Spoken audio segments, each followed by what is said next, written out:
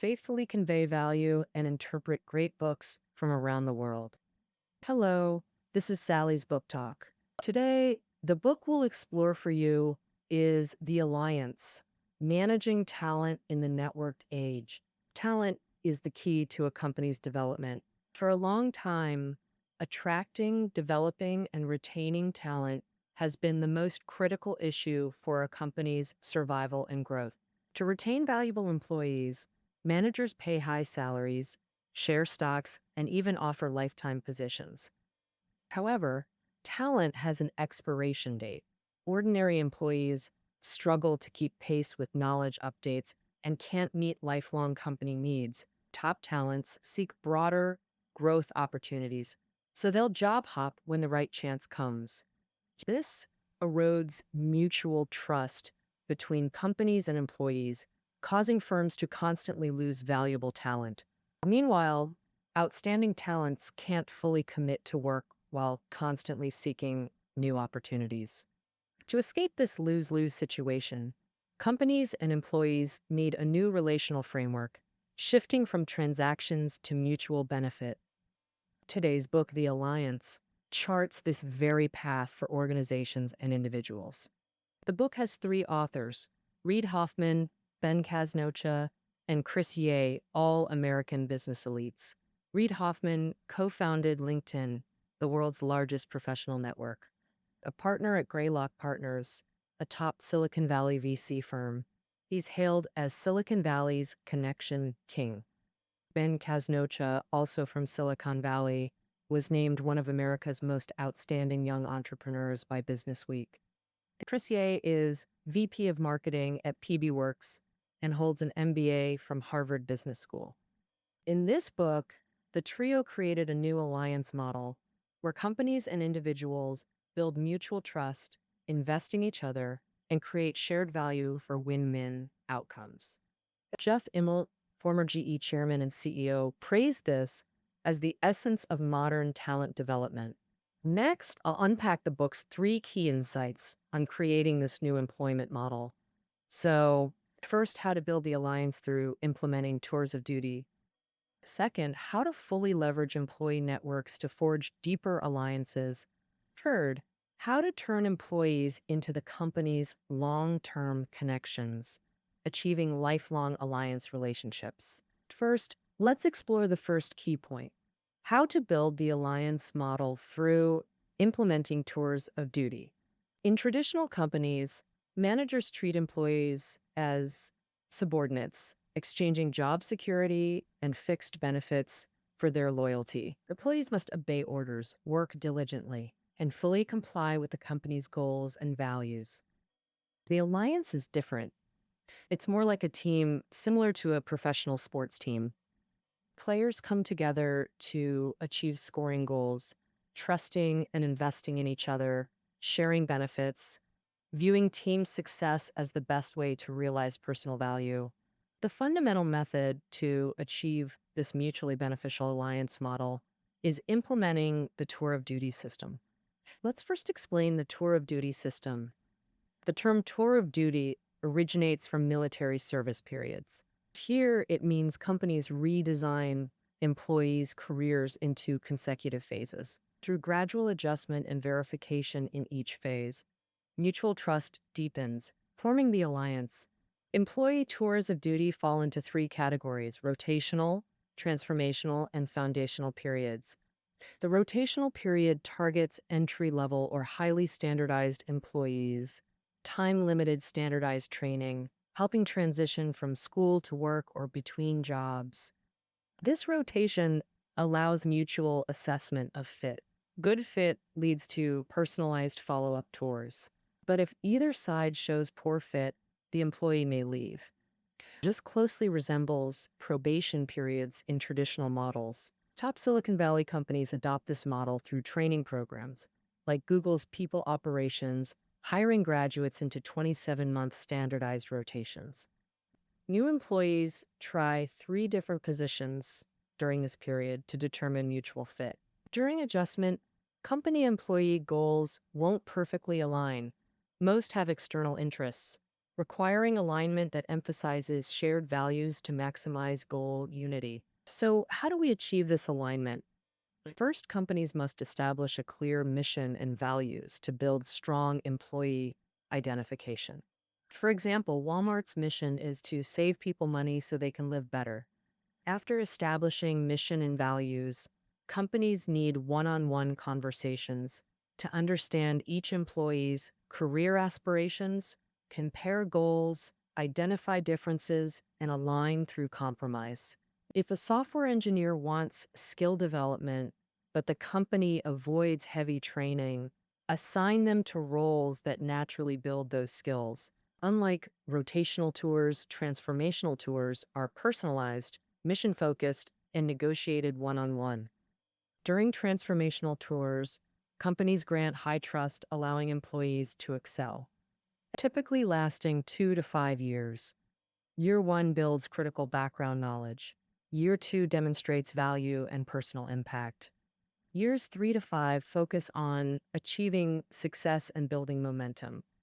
When an employee considers this their final job and the company wants them until retirement, they enter a foundational tour. Here, managers and employees maintain high alignment through candid dialogue, deep trust, and shared responsibilities. The company becomes the foundation of the employee's career and life, while the employee becomes part of the company's core. Ideally, most executives should be in foundational tours. Executives at Apple, Amazon, and Google average over 10-year tenures. Each tour has strengths. Rotational helps hire employees for stable, standardized roles. Transformational provides specialized skills and experience. Foundational retains long-term employees, ensuring continuity. The optimal combination depends on the company's market environment. Silicon Valley companies rely heavily on transformational employees, supplemented by foundational and rotational staff, creating high-performing, adaptable workforces. Before the current tour ends, managers and employees must communicate to decide whether to continue to the next tour. This process is called tour negotiation. Negotiation mainly happens through one-on-one conversations to address uncertainties about completing the tour and even set future goals. Typically, these discussions lead to two outcomes: continuing the partnership or ending it. If continuing, a new tour begins. For employees, a new or extended tour maintains job continuity. Companies build on existing foundations without training replacements. This is the ideal outcome. If not continuing, still attempt relationship building. Losing valuable employees worries managers most, yet it still happens for various reasons. No company keeps all top talent forever. Better to discuss departure possibilities openly than face sudden exits or bad feelings. This way, even after parting, emotional connections remain, fostering long-term alliance relationships. We'll detail later how to build relationships with former employees. The key is high trust, honest dialogue, enabling smart investments. When managers and employees adopt this dialogue, all parties maximize mid to long-term gains, creating more value and driving innovation, resilience, and adaptability. Next, let's explore the second key point: how to fully leverage employee networks to build deep alliances. In traditional employment, managers focus on task efficiency while employees prioritize internal promotions. In this transformative era, both companies and employees must engage with the broader external environment. Networking is vital for external engagement. First, networks provide new information that sparks innovation. Managers often get decision-making insights from industry contacts. Employees, more numerous with diverse connections, offer uniquely valuable information streams for companies. When employees leverage their personal networks, they gather diverse perspectives from friends across backgrounds and fields, sparking imagination and driving innovation. And so, companies should encourage employees to invest in their personal networks. Secondly, network intelligence reveals hidden data and unexpected discoveries. In our hyper-connected era, Employee networks often yield more valuable insights than official channels. PayPal in the US actually outperformed competitors by leveraging employee network intelligence. BillPoint was acquired by eBay for $1.5 billion. During private talks, PayPal employees discovered BillPoint prioritized banking partnerships and fraud prevention over user friendliness. After gathering this intel, PayPal staff reported to then EVP Reid Hoffman, enabling strategic shifts to prioritize usability. This perfectly aligned with most eBay platform companies' mindset, attracting more customers while strengthening company employee alliances through networking support. So, how do companies get employees to bring network intelligence back? Four key strategies. First, prioritize networking strength when hiring for roles like recruitment or sales. During interviews, ask candidates about their strongest professional allies and problem solving collaborations. Then evaluate candidates' networks. Crucially, network strength isn't social media followers, but leveraging relationships for actionable intel. Finding well connected people matters. More importantly, teach employees how to mine intelligence through conversations and social media. That's the second strategy. First, equip them with questions to ask contacts, like how's the customer experience? Which industry players should we engage? Who are emerging competitors? Employees should tailor questions to their context and discuss with contacts. Companies must create incentive systems to encourage smooth sharing of insights with management. Venture capital firm Andreessen Horowitz offers a $100 prize at the start of each partner meeting to reward the best insider tip, enhancing business intelligence for decision making. The third strategy is to help employees build their personal networks. Companies should encourage employees to build their personal brands on online platforms and social media in ways that best benefit the company. If possible, companies can provide networking funds specifically for employees to have meals or coffee with their friends. A leader in the marketing automation services field, HubSpot introduced a learning meal program, allowing all employees to take others out for meals. As long as the employees believe they might gain something from it, of course, this is exactly the advantage of companies implementing the alliance model. Because of high trust and mutual investment between companies and employees, money is spent effectively, not on inefficient socializing. If not feasible, companies can let employees use facilities like meeting rooms to attract external people to the company. This is a low-cost way to encourage employees to engage in external networking. At LinkedIn, any employee can use any company room or space to host external groups with almost 3 to 4 exchange events held monthly. The fourth strategy is to teach employees to share information, regularly exchanging insights with colleagues and promptly turning them into solutions. In the UK, at furniture design company Lindy, each designer must present their research findings to colleagues monthly. This not only helps designers build personal networks, but also ensures their insights spread throughout the company. The company once had a designer who was a skateboarding enthusiast. He collaborated with a friend at a skateboard company to research manufacturing techniques, and the result, the company used this approach to launch its first furniture product incorporating skateboard coding. The foundation of the alliance is mutual value addition.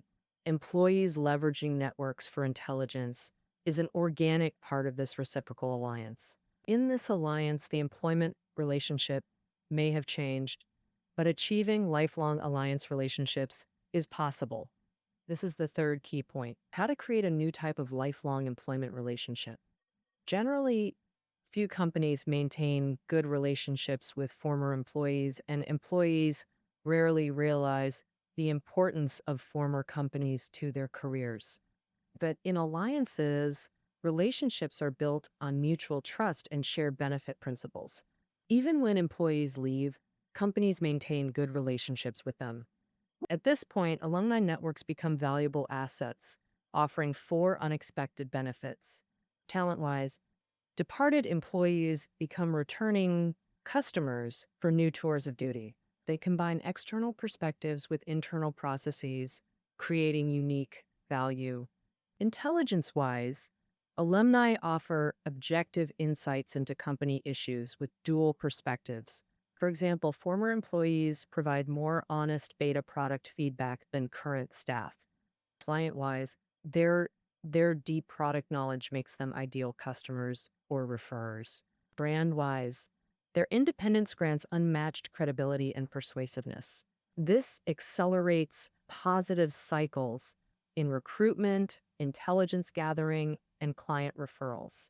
McKinsey and Company exemplifies this perfectly. McKinsey treats departing alumni so amicably that even after leaving, years later, they still refer to McKinsey as we. They form a vast global network known as the McKinsey Mafia. They provide intelligence, recommend talent, and even boost sales. Their help makes McKinsey stand out among competitors. Given these benefits, how do we build alumni networks? There are four key steps. First, establish thorough offboarding processes. When employees depart, build company and personal connections while securing contact details, expertise, and future contributions.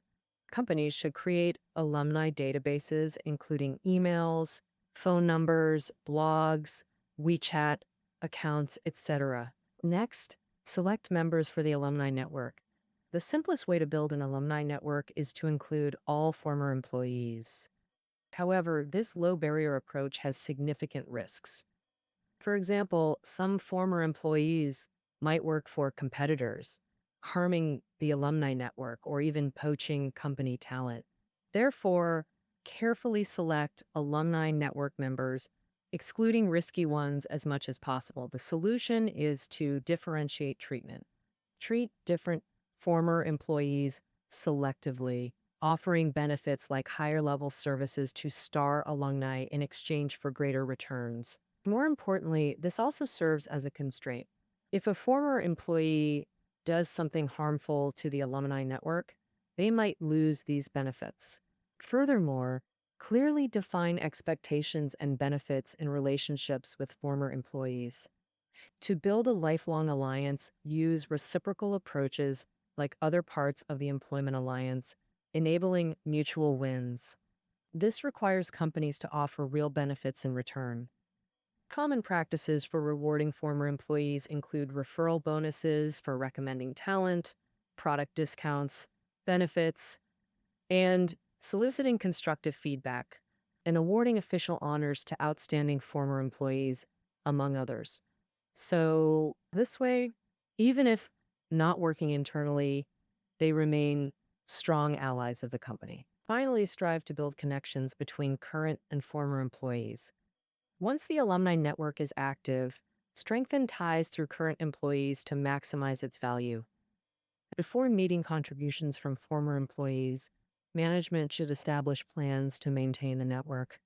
So, deepen connections by regularly organizing alumni events, sending themed emails, and other methods. The alumni network at HubSpot, a digital marketing company, is one such group. Executives from the original company regularly attend alumni gatherings, maintaining close relationships. In fact, whether implementing tours of duty, leveraging employee networks, or achieving lifelong alliances, the key lies in mutual trust, mutual investment, mutual assistance, and win-win cooperation rather than a mere manager-subordinate relationship. This is a human-centered management approach and the ultimate talent mechanism for motivating employees. For companies lost in talent confusion, its insights hold tremendous value. That concludes our exploration of the alliance. Reading notes are below the audio. See you tomorrow.